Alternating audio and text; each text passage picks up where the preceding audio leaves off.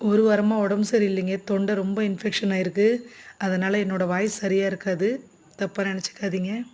போன வாரம் மல்பெரி செடியில் நிறைய காய்கள் இருந்ததை நான் ஷார்ட்ஸில் போட்டிருப்பேன். இப்போ பாருங்கள், அதில் பாதி பழுத்துருச்சுங்க.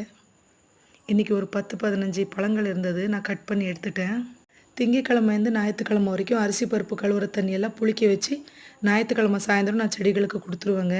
அதே மாதிரி இன்றைக்கும் கொடுத்துட்டேன். நல்லா கருப்பாக இருக்கும்போது இப்படி பறித்து சாப்பிட்டா தான் சாப்பிடவும் நல்லா இனிப்பாக இருக்குங்க. ஒரு 12 பழம் இன்றைக்கி கட் பண்ணியாச்சுங்க. ஆப்பிள் பேர்னு சொல்கிற பெரிய இழந்த பழச்செடி தாங்க. இதில் பூக்கள் இருந்ததை நான் போன வாரம் ஷார்ட்ஸில் போட்டிருப்பேன். இப்போ பாருங்கள், அதெல்லாம் பிஞ்சுக்கெல்லாம் மாறிடுச்சு. குட்டி குட்டி பிஞ்சுங்க வீடியோவில் தெரியும்னு நினைக்கிறேங்க. போன டைம் இருந்த பழங்களுக்கு இந்த டைம் ரொம்ப கம்மிங்க. ஏன்னா 3 மாதத்தில் அதே அளவுக்கு பழங்களை எதிர்பார்க்க முடியாதுங்க. இன்னொன்று, இனிமேல் வெயில் காலம்ன்றதுனால கொஞ்சம் கம்மியாக தாங்க இருக்கும்.